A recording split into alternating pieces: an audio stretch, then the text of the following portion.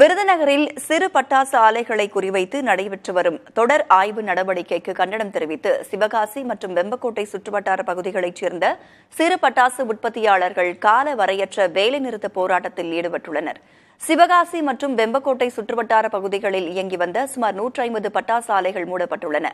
இதனால் சுமார் 10,000க்கும் மேற்பட்ட தொழிலாளர்கள் பாதிக்கப்பட்டிருக்கிறார்கள். இந்த ஆலைகள் மூலம் ஆண்டிற்கு சுமார் 800 கோடி ரூபாய் முதல் 1000 கோடி ரூபாய் வரையில் பட்டாசு உற்பத்தி நடைபெற்று வருகிறது.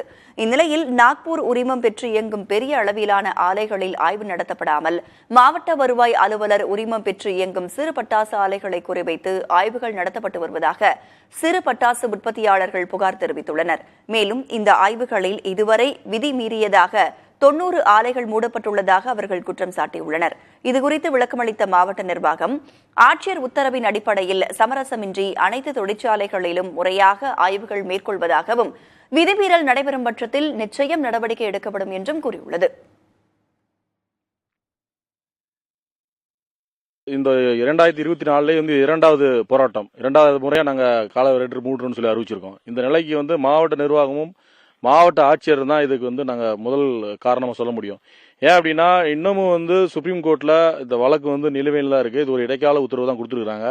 இன்னமும் கிளியர் கட்டா எந்த பட்டாசுகள் பண்ணலாம், டிஆர்எம் உரிமம் பெற்ற இடத்துல என்னென்ன பட்டாசுகள் பண்ணலாம், 28 சோர்ஸா டீலக்ஸ் பண்ணலாமா அப்படின்றது இன்னைக்கு வரையும் சொல்ல கிடையாது. ஆனா இந்த தொடர்ந்து இந்த 28 சோர்ஸா டீலக்ஸ் தவிர்த்து மற்ற சரவெடிகள் பேன் பண்றதுக்கு எங்களை எந்த ஒரு ஆட்சேபனையும் கிடையாது.